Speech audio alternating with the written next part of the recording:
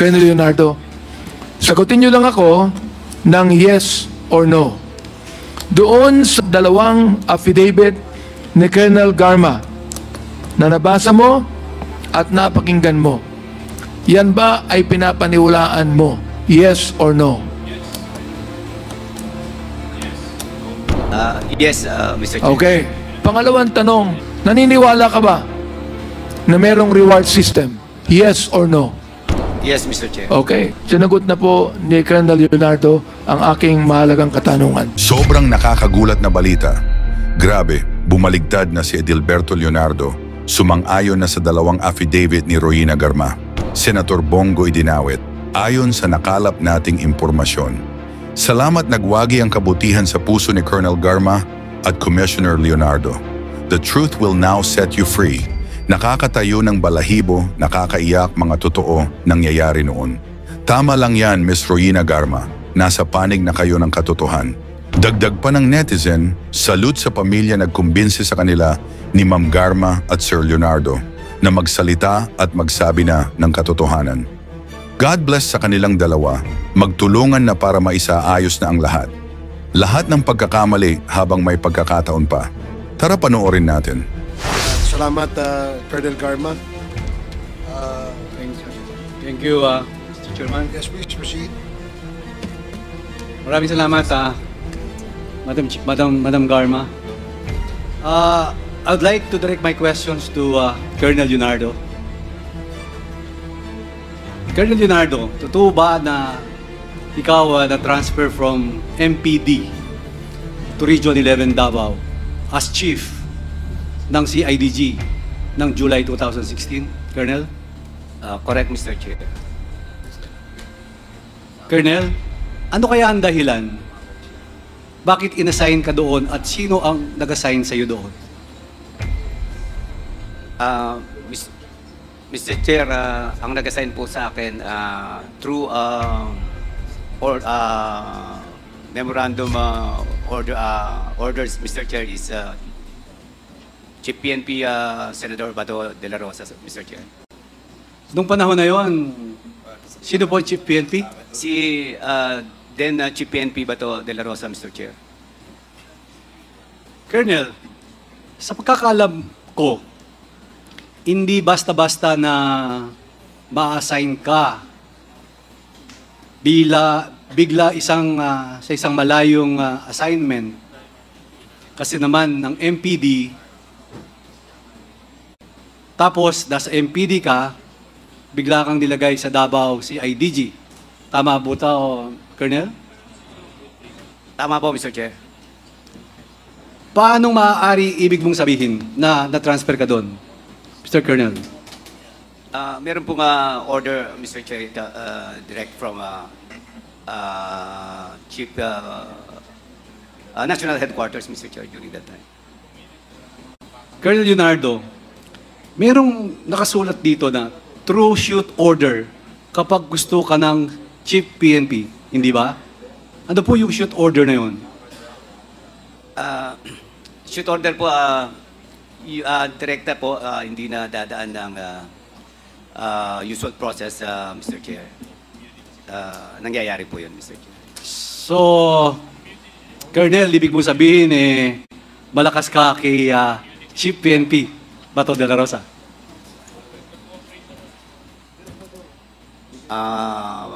Maaari po, Mr. Chair. Very close ka ba kay Chief PNP, Colonel? Nagkasama po kami sa isang province at saka sa Davao City, Mr. Chair. Marami po kasi nagsasabi sa PNP na ikaw ang pinakamalakas kay Chief PNP. Totoo ba to? Ay, hindi naman po, Mr. Chair. Hindi lang po ako ang malapit po siguro, Mr. Chair. Ngayon, ilang taong ka na-assign sa CIDG 11? 4 years po ako doon, Mr. Chair. 4 years, Colonel. Di ba, dapat may clean na yung 1 year or 2 years.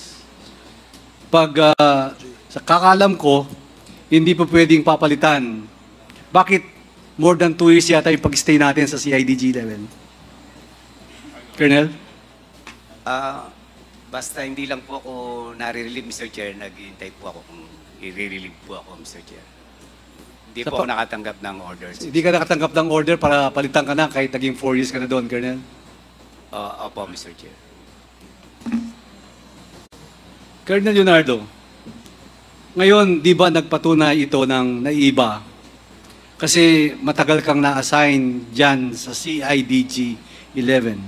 Ano ba ang dahilan? Bakit hindi ka po napapalitan?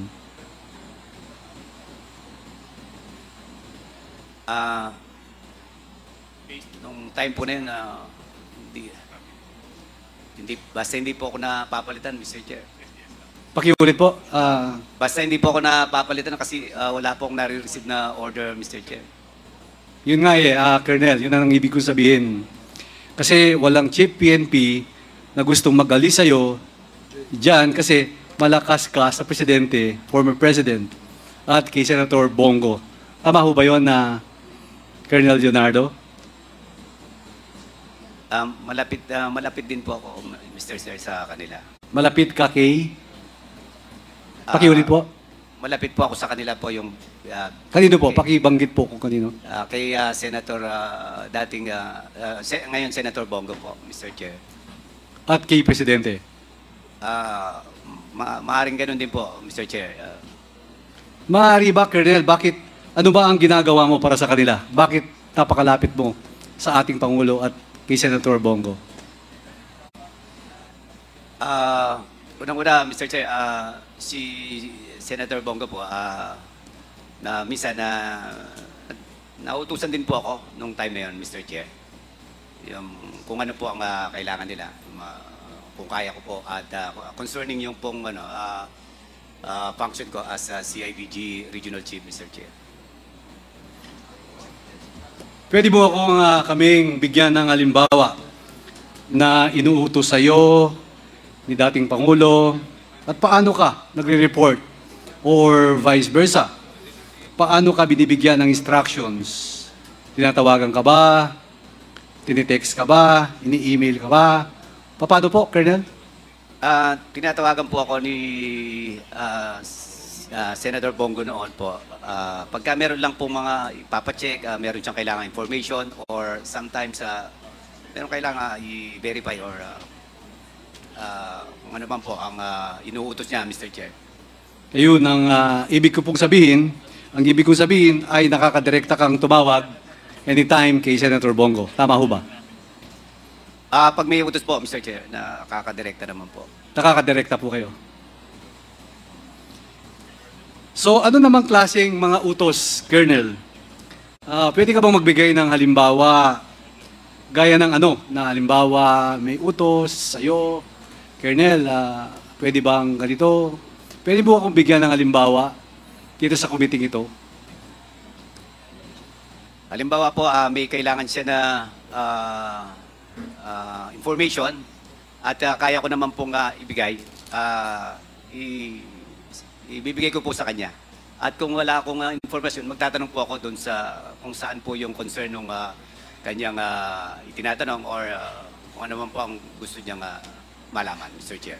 Anong halimbawa itatanong niya? Tatanong niya kung anong bayan yan, kung sinong tao yan, o halimbawa, kung anong lugar yan. Yun ho ba tinatanong sa inyo? Meron din pong ganoon, Mr. Chair. So kadalasan, yun po ang ginagawa nyo? Opo, Mr. Chair. So ikaw ang nagbabalidate o nagbibigay ng impormasyon na kailangan niya tungkol sa isang tao.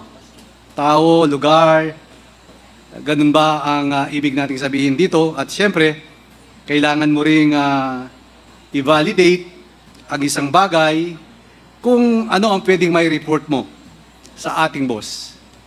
Tama ho ba, Colonel Leonardo? Yes, Mr. Chair. Anong pagkakataon na natatandaan mo yung binalidate mo kay Senator?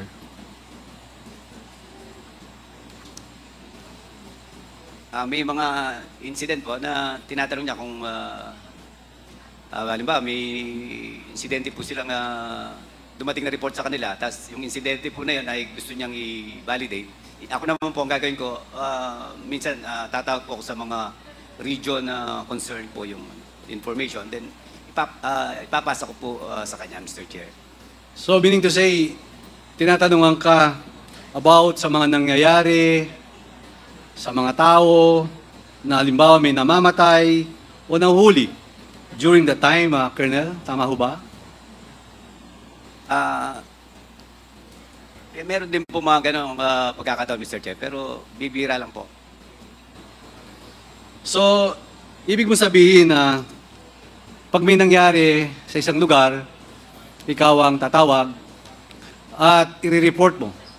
Di ba validate mo sa kanya ang nangyayari, Colonel? Ganyan ba? Halos ganun po. Mag-check po ako sa isang kung saan po yung... Pwede pakiulit, medyo mahina ang boses nyo? Ganun nga po, Mr. Chair. Colonel Leonardo, totoo ba yung naririnig ko na kayo ang paymaster? Hindi naman po, Mr. Chair. Sino po ang alam niyong paymaster pag halimbawang may na-validate, may nangyari? Sa aking research, parang ikaw ang kilala mo ba kung sino yung nagbabayad?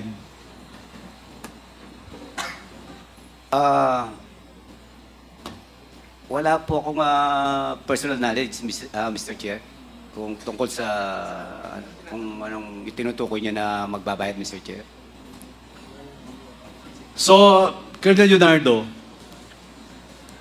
gusto ko lang idiin ang tanong kay Colonel Leonardo at malinaw na inaamin niya ang nagre-report siya kay Senator Bongo at si Senator Bongo naman ay nagre-report kay President Duterte.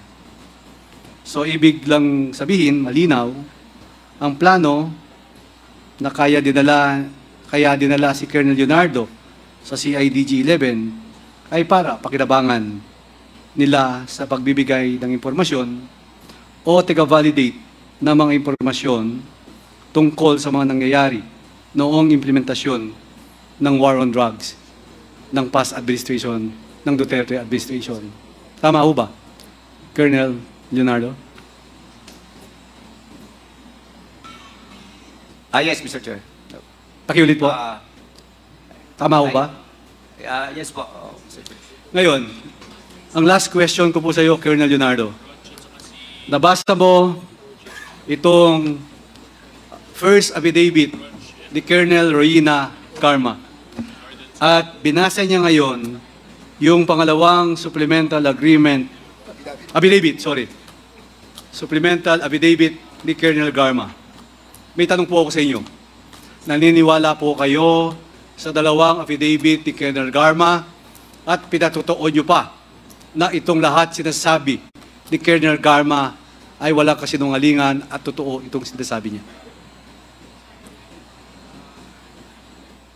Yes. Microphone, please. Opo, Mr. Chair. Ito pong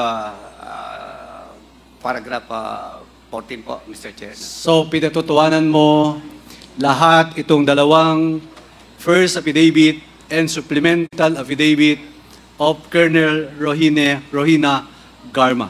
So, I just want to put on record, Mr. Chairman, that these two affidavits are validated by... Mr. Chairman, who is that person that is whispering to Colonel?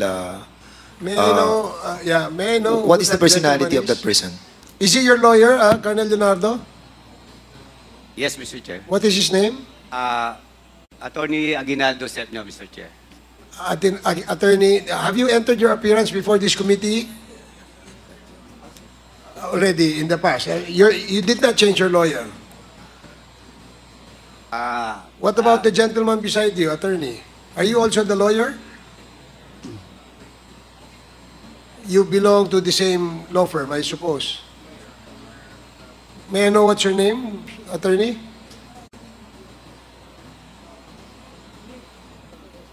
Good evening, Your Honors. My name is Attorney Andres B. Manuel Jr. Attorney Andres. Yes po. And did Colonel Leonardo engage your services? Yes, Your Honor. Is that correct, Colonel Leonardo? Yes, Mr. Chair. So you have two lawyers with you? Yes, Mr. Chair. Okay, sige, salamat. Please continue. So, yun lang yung aking huling katadungan na yung dalawang affidavit, ito totoo lang, that the two affidavit of Colonel Garma are correct. Tama po lahat ito. Maraming salamat po, Mr. Chairman. Okay, thank you. Mr. Chair, Before, are you going to interpolate May I? Congressman Yes. Abante? Okay, Congressman Abante, and then Congressman Rog Gutierrez, and then Congressman Nordan Suwan. Please proceed, Congressman Abante. thank you, Mr. Chair. Colonel Leonardo, I just would like to make a premise of my argument to you, no? Kung maaari ka lang makinig, di ba? Narinig mo na ang ipinahayag ni Colonel Garma tungkol sa kanyang dalawang affidavit. Hindi ko na kinakailangan pang yan ay bigyan ng kaukulang pansin pa. Subalit, for the purpose of clarification, Mr. Chair, Colonel Leonardo, I just would like to make this manifestation before I would ask you a question. Sa wikang Tagalog, ito po ang sinasabi. Ayon sa testimony ni Colonel Garma, sinabi daw ni Presidente Duterte sa kanya na kailangan niya na isang PNP officer or operative who is a member of the Iglesia ni Cristo, indicating that he needed someone of implementing the war on drugs on a national level, replicating the Davao model. Ang sabi niya, ikaw ay nakasama sa meeting na yan. Itong meeting na ito ay preparatory para sa war on drugs ni Pangulong Duterte. I would like you to know that me personally believe that drugs should not in any way be permeating in this nation. Palagay ko, naniniwala ka rin dyan, di ba? Naniniwala po ako dyan. I believe in the war on drugs. But what I do not believe is when you have to kill more than 20,000 people so that drugs can be stopped. And it did not even stop. Palagay ko, you being a religious person, Colonel Leonardo, naniniwala din po kayo na ayaw nyo ng maraming mga killings. Ano po? Oo. Yan din ang paniwala nyo, di ba? Alright. Ngayon, ito, ang sinabi ng ating Pangulo. Iko-quote ko, Hitler, I quote, Hitler massacred 3 million Jews. That is his quotation at one time. Mali pa nga yung 3 million It is 6 million. Hitler massacred 6 million Jews, as I correct it. At ang sabi niya, there is 3 million drug addicts in the Philippines. There are. I'd be happy to slaughter them. Palagay ko naman, ay hindi ka naniniwala dito sa sinabi ng ating Pangulo na ayaw ko naman na matawag siya na siya ang Hitler ng Pilipinas. Bakit binanggit niya to Am I right? O ito po. Ito na po ang question ko. And this will only be answerable yes or no. I am not going to ask any more explanation, Colonel Leonardo. Sagutin niyo lang ako ng yes or no. Doon sa dalawang affidavit ni Colonel Garma na nabasa mo at napakinggan mo, yan ba ay pinapaniwalaan mo? Yes or no? Yes, Mr. Chair. Okay. Pangalawang tanong, also answer by yes or no. Naniniwala ka ba na merong reward system? Yes or no? May narinig ako, yes, Mr. Chair. No. Yes or no lang. Naniniwala ka ba na merong reward system? Yes or no? Yes, Mr. Chair. Okay. Yun lang po ang gusto ko. I rest my case, Mr. Chairman. Sinagot na po ni Colonel Leonardo ang aking mahalagang katanungan. Thank you. Okay, thank you, Congressman Abante. The next interpolator is Congressman Rog Gutierrez. You are Thank you. recognized. Thank you, Mr. Chair. Mr. Chair, konting katanungan lang po kay Colonel Leonardo. Colonel Leonardo, good evening po, Mr. Chair. Alam ko po, some of these questions were already asked earlier, but given the context of the new affidavit of Ms. Garma, we thought we'd ask you again po, no? So, Colonel Leonardo, can you tell us again, I believe this was asked by Chairman Dan Fernandez earlier.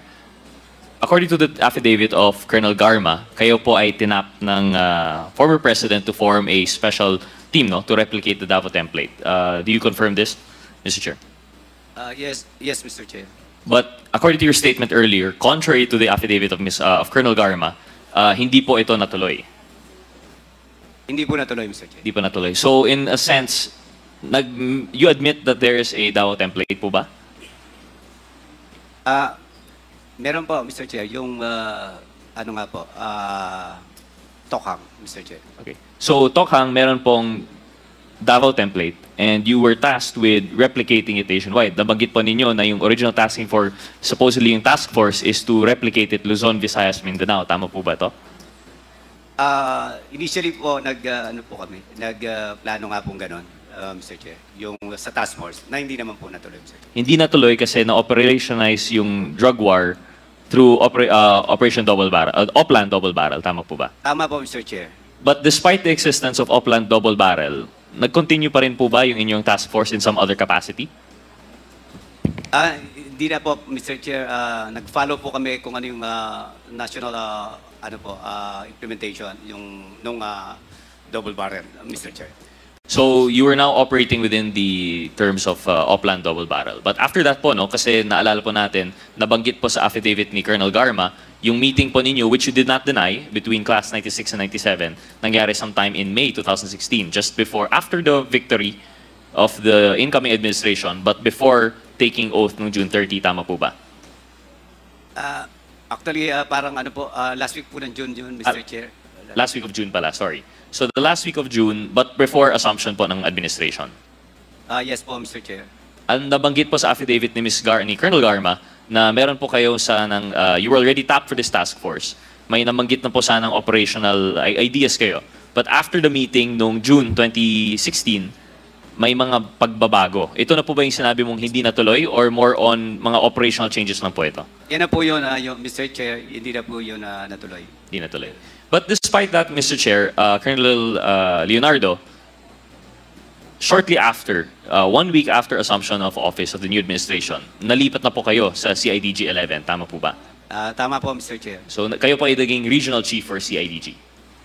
Tama po, Mr. Chair. And I believe natanong na po ito dati, pero as CIDG chief, you would only report to either the chief PNP or the regional director. Tama po ba?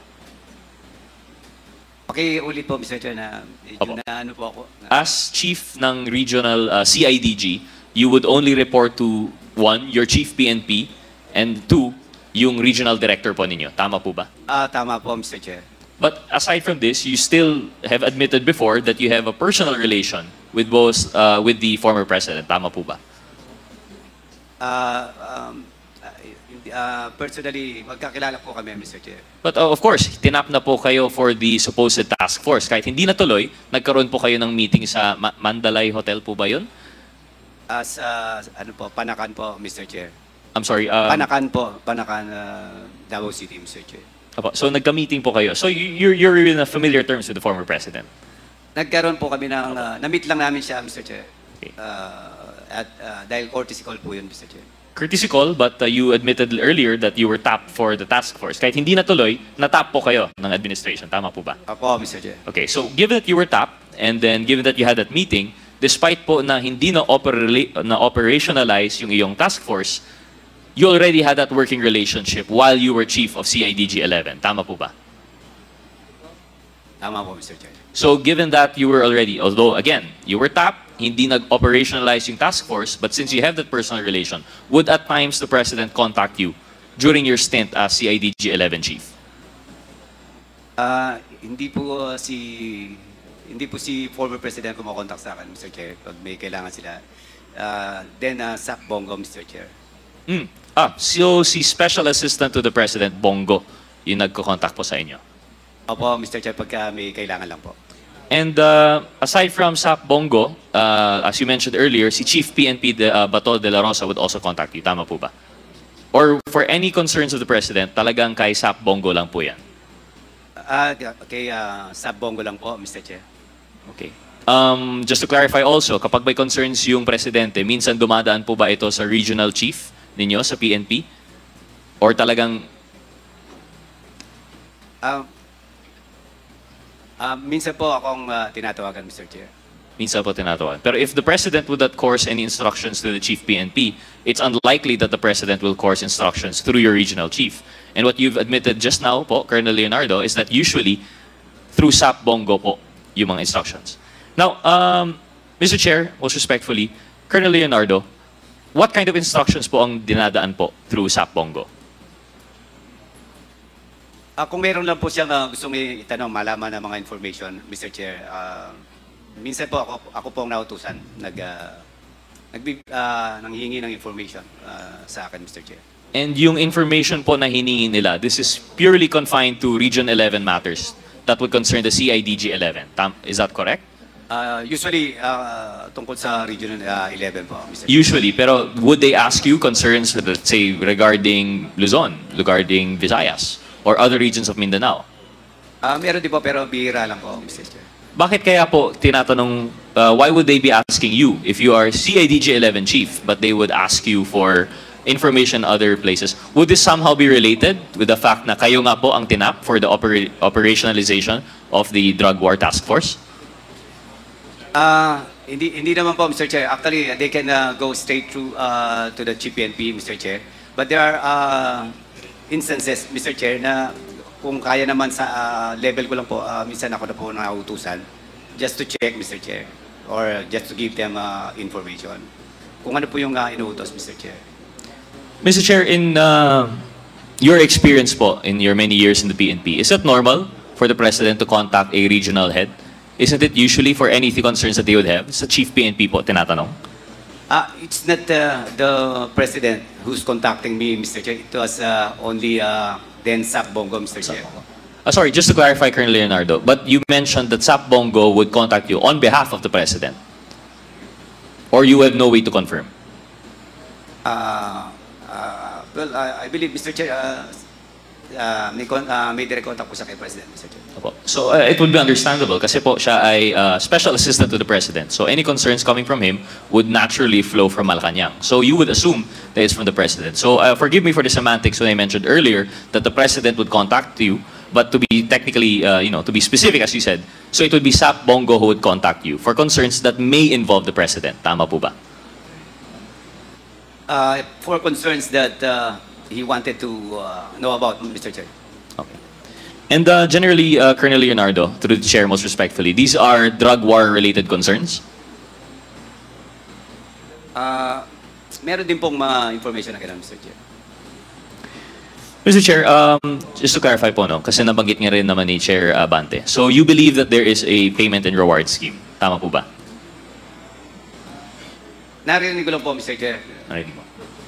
Have there been any instances when you have been contacted by the leaders? In this case, sabi niyo po, si SAP Bongo, did he ask you to verify anything in relation to either the drug list or a payment of reward scheme? Meron pong tinatanong sa akin na information about yung mga nasa list. Ako naman po, tatanong po ako sa PNP, Mr. Chair. Pero doon po sa reward, hindi po ako natanong tungkol doon, Mr. Chair. Nabanggit po earlier, I think it was Congressman Pimentel who was asking you about a certain list of names that were mentioned in the affidavit of Ms. Garma. Nabanggit po dito yung the likes of Romel Bactat, Rodel Serbo, Michael Palma, Lester Berganio, and Peter Parumo. And you confirmed knowing them. Tama po ba, Mr. Yes, Chair? Mr. Chair. But you deny that this was the team that you tapped even for your temporary task force? Or do you admit na sila nga po ang kinontak ninyo? Actually, they were part of the plan, but it did not happen, Mr. Chair. Okay, so they were part of the plan. And when... Yes, Mr. Chair. Some of them, not all of them, because the other two are just striker, Mr. Chair. Strikers. Civilian. And you admit to having contacted them because they were part of the plan. in which you were going to. So this corroborates the affidavit of Ms. Garma. However, you deny that this was operationalized. You mentioned that upon the assumption of the administration and the operationalization of Oplan Tokhang, hindi po ito natuloy. But how do we account for the fact that Ms. Garma was able to identify them po? Did you at any time inform Ms. Garma of these so-called picks of yours for your team?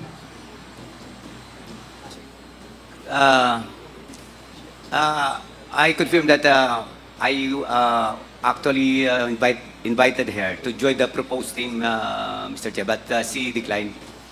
Okay, so when you invited her for the proposed team, that's the time that you mentioned to Colonel Garma na ito po ang mga pinili ko nyo for the team, and then ganito yung magiging operational protocol po ninyo, etc., etc. Is that a one-time communication that you had with Colonel Garma when you relayed such to her? We did not discuss the details, Mr. Chair.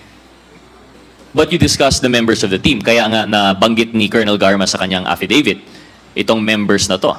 Yeah, we did not discuss. Perhaps he took it from other source, Mr. Chair. Well, we will have to accept that as your answer, but it should be noted by this committee that these were actually in the affidavit of Colonel Garma. She specifically mentioned in paragraph 22 that Leonardo informed me that he had recalled several trusted personnel. So on the one hand, we have Colonel Leonardo saying that Colonel Garma got this information through other sources, but on the other hand, we have Colonel Garma confirming that it was Leonardo who informed her. But in either case, it is corroborated that these members, these names that were mentioned, were in fact picked by Colonel Leonardo. That's just a manifestation, Mr. Chair, for consideration of the truthfulness of the totality of the affidavit of Ms. Garma. So in addition to that, it was also mentioned here, Colonel Leonardo, in paragraph 23, that you conveyed to her that the task force will be structured differently and that he submitted a document to Bongo detailing the task force's operations, including an overview of the current drug landscape in the Philippines. Mr. Chair, Colonel Leonardo, do you confirm this portion, that you submitted a plan to SAP Bongo? Or at the time, hindi pa po siya SAP, I think. We did not submit any proposal, Mr. Chair. So It was just a plan, Mr. Chair. Oh, yun. Not a proposal, but there was a plan. And did you submit this? You indeed submitted this plan to the higher authorities? We weren't able to do so, Mr. Chair, because there was this there was a plan already for the PNP, Mr. Chair. The plan for the PNP that existed prior to the assumption of the administration, tama po ba? Because at the time that you had this meeting in June 2016, hindi pa po nakakaupo yung presidente, tama po? Yes, Mr. Chair. So at the time that you were crafting the plan, how did you know na hindi matutuloy kung wala pa naman Oplan double barrel? Meron na pong plano yung sa double barrel, Mr. Chair, prior bago pa umupo si Senator then Chief PNP Bato de la Rosa, Mr. Chair. So Mr. Chair, Colonel Leonardo, saan po dun yung fit supposedly ng proposed task force ninyo? Kung meron ng operation Oplan double barrel that was already being planned even prior to the assumption of the administration, tapos tinap rin po kayo, and I think this is corroborated because on national TV, the former president, although it would have been ideal for him to confirm it here today, but since he's not here, we'll have to take yung media coverage for its word, no? Nabanggit na it was admitted that you were picked because magaling, he trusted you with money, hindi mo gagalawin yung pera, etc., etc. So it corroborates the fact that you were chosen. And you did admit to being chosen for a planned task force, although you're very specific in saying na plano pa lang po. So how do we now reconcile na on one hand, meron na palang plano for Oplan double barrel, but on the other hand, tinap rin po kayo to come up with a proposed task force, which in your testimony, nung withdraw naman kasi mas pinili po yung double barrel. How do we reconcile that po kaya, Colonel Leonardo? Mr. Chair, nung nagpaplano po kami, bigla nalaman namin na meron na po palang plano para i-implement ni Chief PNP, Mr. Chair. Mr. Chair, you mentioned nalaman po namin or nalaman na lang namin? Nalaman po namin, Mr. Chair. Kasi I was still nasa NCR po ako noon, Mr. Chair. So it was already conceptualized that the PNP will implement Tokhang similar with that of implementation in Davao during the time of Serbato as Davao City Police Chief, Mr. Chair.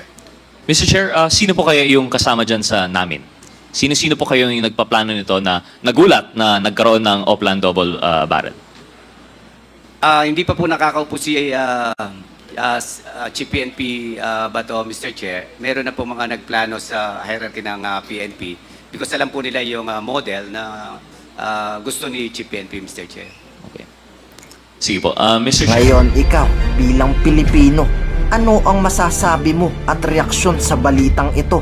Mag-iwan ka ng komento sa ibaba at atin pong babasahin isa-isa.